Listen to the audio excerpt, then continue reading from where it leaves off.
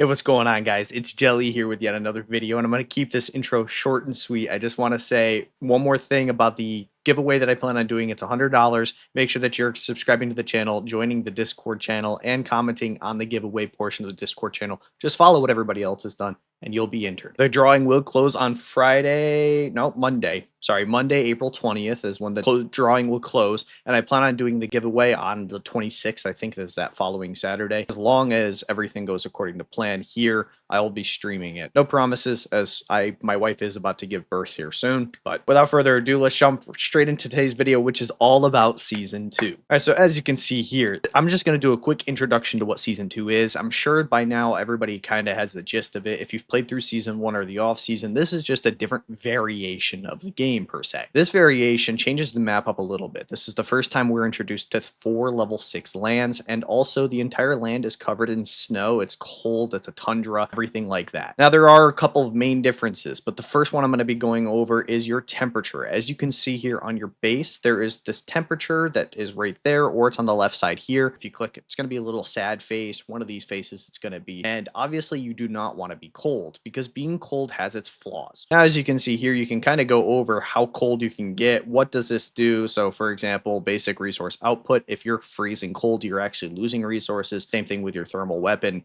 Unit healing speed is going to be a hell of a lot slower, and your morale is also going to be a lot lower if you're colder. Now, if you get warmer, the warmer you are, the better off. So the higher percentages of each one of those things that I just talked about, you will have. Obviously, that's a pro, it's a positive, and that's what you want to be. Now, it does take some time to get warm. We will go over it in just a little bit, but I just kind of wanted to give you guys the basic tutorial about what temperature is. The warmer you are, the better. The colder you are, the worse. Being in this range here, like I'm in, between -10 and 10 degrees, between the two tens, not a bad idea. You're fine to chill there. As you can see here, this is kind of the screen that tells you all the ways that you can boost your temperature, warm the area, build the furnace, alliance furnace, city heating capture, assistance from allies, nuclear furnace, all this. These are all the ways that you can go ahead and put your base temperature up. And then these are all the ways that you can lower your temperature here by clicking on this. We can go through all of them, but we'll go through it in just a little bit again. There is a goals page. This doesn't really make a difference here. None of this matters at the end of the day. It is what it is. So now that you kind of have a basic understanding of what Season 2 is, there's this huge page here, and we're going to start off right by going straight into what the new resources and the new buildings are. So with each new season, we get new buildings and new resources. So in Season 1, we had the virus resistance, or the Viral Research Institute building. We had 2 new buildings in Season 1. We technically had more, but we'll go over that in just a little bit. But essentially what Season 2's buildings are going to be the Titanium Alloy Factory and the High Heat Furnace. Now both of these have different purposes,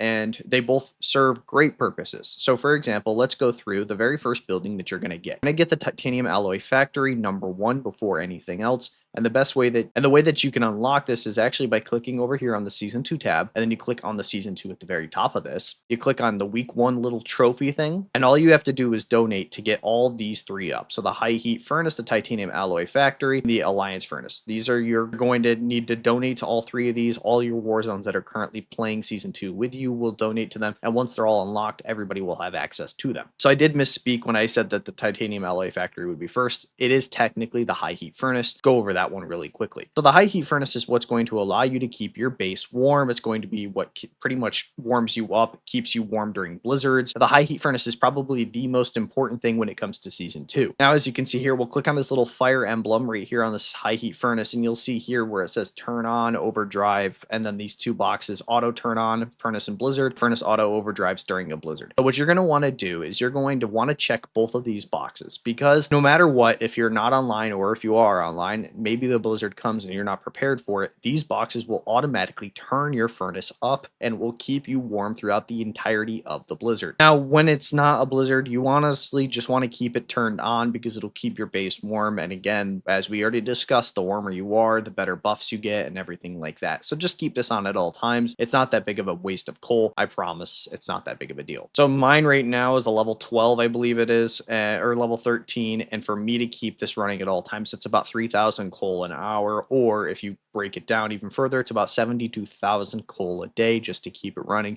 And that is quite a bit. We will be gaining coal and this stuff later on when I go over how to gain this. So that's the high heat furnace in of itself. It's a pretty simple thing to do. And this is essentially every time that you upgrade this, you will get a higher resistance. Now, virus resistance kind of carried over from season 1. You will need virus resistance for everything. Fighting Doom Elites, Doom Walkers, zombies, city sieges, everything and above, you will need virus resistance for. So obviously your main goal is to essentially upgrade your high heat furnace so you can continue to grow in every other facet of the game. The higher virus resistance you have, the higher level stuff you can do to come back, re-level up your furnace, get higher virus. It's a never-ending cycle until you finally max out. Now, in order to upgrade your high heat furnace, you do need the titanium alloy bars here, which is one of the new resources. There are 2 new resources. This is one of them. In order to upgrade your high heat furnace, you do need to use that. And then in order for you to gain those, there are a couple ways that you can do it, but the main one is going to be the titanium alloy factory, as I already kind of touched on it just a few minutes ago. Titanium alloy factory, you're going to earn the same way that you do the high heat furnace. You're going to go over and show you guys again. You'll click on the season 2 button here, click on season 2 again, and then you'll click on this trophy. And this is where you're going to donate to unlock all of these buildings. Now, once your titanium alloy factories are unlocked, you're going to get 1, and you'll get, I have 5 because you do get a bonus one from the weekly pass. I do recommend it. It's $5 for the weekly pass. I recommend it, especially at the start, maybe later on, not that big of a deal, but to begin with, not a bad idea. But essentially what you're going to do is you're going to get this titanium alloy factory and it's going to produce titanium. Now, in order for it to produce titanium, you do need to upgrade this. Now, every time you upgrade this, it increases the same exact amount, no matter how many times you upgrade it. So from 1 to 2, it increases 720. From 15 to 16, it increases 720. So it does not matter. So essentially, what your goal should be is you want to get your first titanium alloy factory, number 1, up to level 15, so then you can unlock number 2. And then once you have unlocked number 2, you want to get that to 15 to get 3. And then one more time, you're going to want to get number 3 up to level 15, so you can unlock number 4. And then from there, you kind of want to level them evenly because it requires coal to upgrade. As you guys already saw on this page, it requires about 140,000 coal to get from level 15 to 16. And since each level increases the exact same regardless of where you're at, it is smarter to go ahead and upgrade them evenly because it takes more coal to upgrade 2 levels versus 1. And I know that might be a bit confusing, but trust me, it's a lot more efficient, time efficient, and resource efficient as well. So now that you guys kind of understand what these buildings do, in short, titanium alloy factory makes titanium alloy, upgrade the high heat furnace, which in turn keeps you warm. And we've already gone over what titanium alloy is. We haven't really gone over what coal is, but we're going to anyway because coal is a second resource. I've already talked about it a bunch, but coal is exactly what it sounds like. It's coal. It keeps you warm. You need it to upgrade stuff. But let's go over the easiest ways to earn said materials. The first way is obviously going to be if you're on the world map and you come down here and you click on this little magnifying glass, this will take you to where your zombies, your gather, and your doom elites are. So for every first kill reward, you will be getting coal for the zombies for every high level zombie that you can kill. So 23 for me is what I can go ahead and kill now. I get 1,500 coal. And then same thing for the doom elites. However, the doom elites give a lot better first kill rewards, but you also need a much higher virus resistance to get higher level doom elites. So as you can see here, for my first kill doom elite, I will be getting 60,000 coal and 15,000 titanium alloy. This is honestly the easiest and most efficient way for everybody to get great rewards outside of just earning them passively. Okay, so the second way that you can go ahead and earn these resources is going to be if you click on the season 2 tab over here and you click on the season battle pass. Now I get it. People don't like spending money and it's unfortunate that this is behind a paywall, but I do believe that this is $25 to unlock the entire thing, and this lasts, as you can see up here, 46 days. I think it's 50 days, the entirety of season 2. This is a great way for you to get hundreds, if not thousands, hundreds of thousands, if not even millions of resources in terms of just XP, coal, and titanium alloy. As you can see, there is so much to unlock here, and it never goes away. I do recommend spending the money on this battle pass. It's going to help you get the advantage moving forward, but that is another way to get both titanium alloy and coal, but particularly coal. I'm actually going to walk my statement back because I just now realized that there is no titanium alloy. It's just coal. So season battle pass is a great way for you to earn coal, which you can use to upgrade and earn titanium alloy. So not a bad idea anyway. Second one is going to be this weekly pass here. I already kind of touched on it, saying that you could unlock this for $5 a week and you get an extra titanium alloy factory that is huge, especially early on, but you also do get daily coal and immediate coal upon purchase. So this is obviously a great thing to do, especially because not only do you get the extra titanium alloy factory, but you're also going to be getting the virus resistance bonus, which is huge, especially early early on, as I've reiterated a few times. And it's got a marching speed bonus, and you get daily speed ups, daily stamina, and again, daily coal. Might as well do it. It is $5. Again, I know it sucks to spend money, but unfortunately, it's kind of part of this game.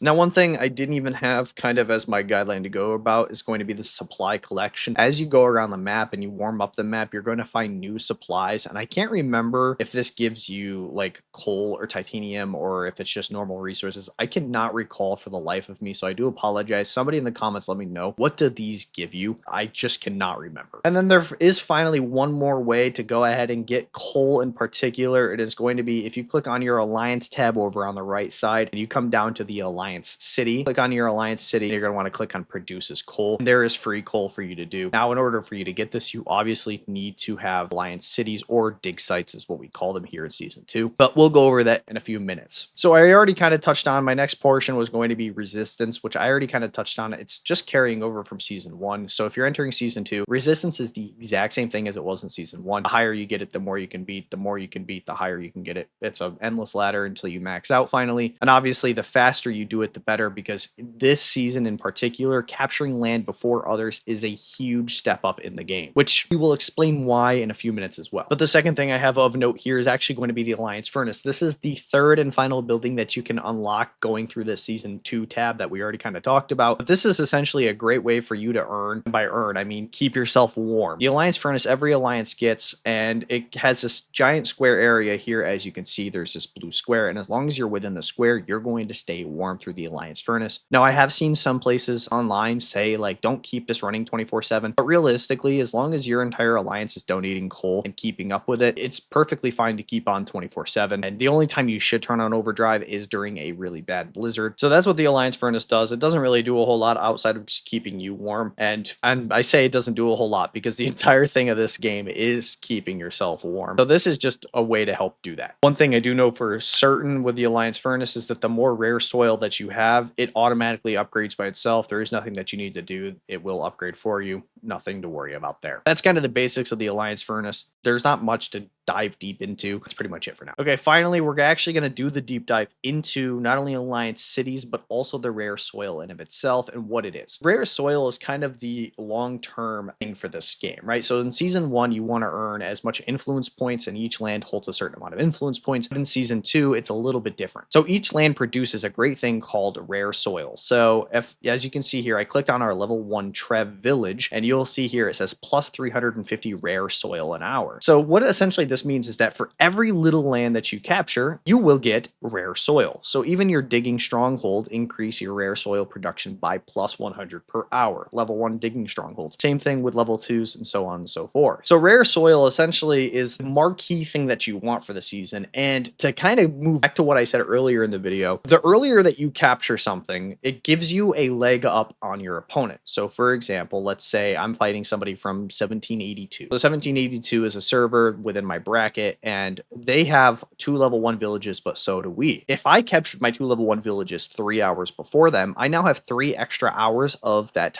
resource production or the rare soil production than they do. So unlike Season 1, where it didn't really matter, you could kind of plan everything out. In Season 2, it's kind of go, go, go, go, go, and you want to be on top of things as fast as possible. So it is very, very important for you and everybody in your alliance to constantly be testing to see if you guys can actually take the next level land or not. To kind of go right into that next portion, which is the next level land, Alliance land is as simple as it was in Season 1. It is land that you capture, whether it be the dig sites or the actual cities. And just like in Season 1, you're going to want to get virus resistance in order to fight the next level 1. So as you can see here, the level 2 digging stronghold, you need about 6,000 virus resistance to take it on by yourself. But realistically, I just asked somebody and they said if you have about 3,500 virus resistance and you have quite a few people at that level, it is definitely doable to go ahead and take this. Your goal should always be within 2 to 2,500 below. I think that's kind of the simplest terms for Alliance land. And then obviously, as I already kind of talked about, if you click on your Alliance tab, you go to Alliance City, you'll see exactly how much rare soil that you're getting produced by what level cities, and also what cities, or in this specific instance, dig sites, sites are producing coal for you and at the rate that they're producing coal. So make sure that you're obviously gathering these rewards. And one more thing I didn't really talk about is that when you capture a land, these little crates come out. Make sure that you're grabbing those crates. They are free rewards, free resources. And I often see people just kind of skip over them because they didn't realize that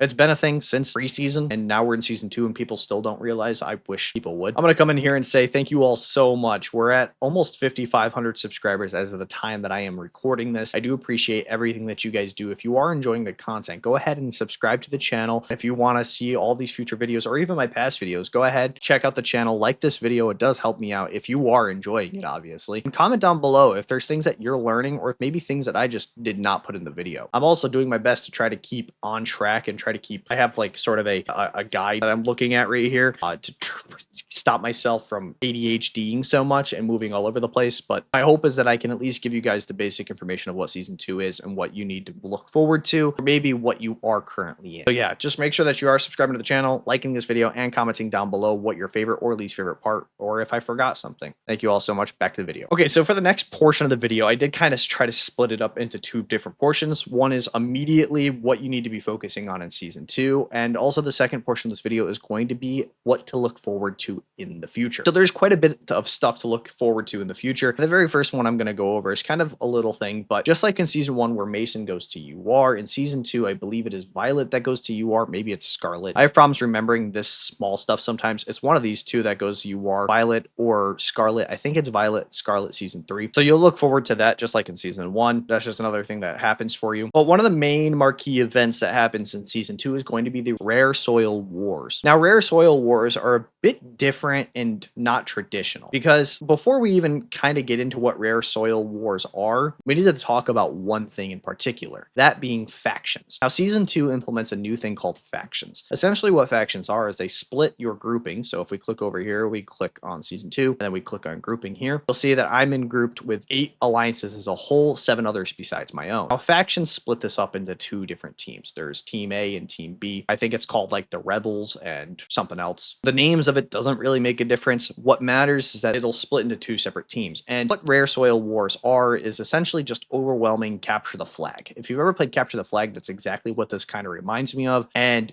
I don't have video footage, and it's so much harder to explain when I don't have it in front of me. Think of it like this: the more cities that you capture during these wars, the higher your Rare Soil reward is going to be, because once you capture them, they're yours, and you just try to have to hold them down. Now, this is not just one alliance or one server on one server. This is the 4-on-4. This is where your team fights the other team. So it is important that you guys are working with what other servers that you have in your bracket to try to figure out a faction, preferably before the season starts, but even until it happens, which is like 3 weeks away or 4 weeks away. I think it's actually week 6 is when the first war starts. You have all that time to find out your faction, and we found ours out relatively early on. So that's kind of the touch on factions. It's as simple as you have a team of 4. At least it used to be you just got to select every partner you had. I don't know if it's still like that. I'm pretty confident that it is, but things have changed a lot since the last time I played season 2, so this future outlook is a bit trickier to work with. I already kind of touched on Rare Soil Wars. It's essentially to capture the flag. I don't really know how else to explain it. You're going to want to be fighting each other. You're going to want to be holding down lands, kind of like the Capital War or Warzone Duel, where you're trying to hold like a cannon or the capital. You're going to want to be holding down cities. And then obviously in turn, the more cities you have, the more rare soil, the higher rare soil you get.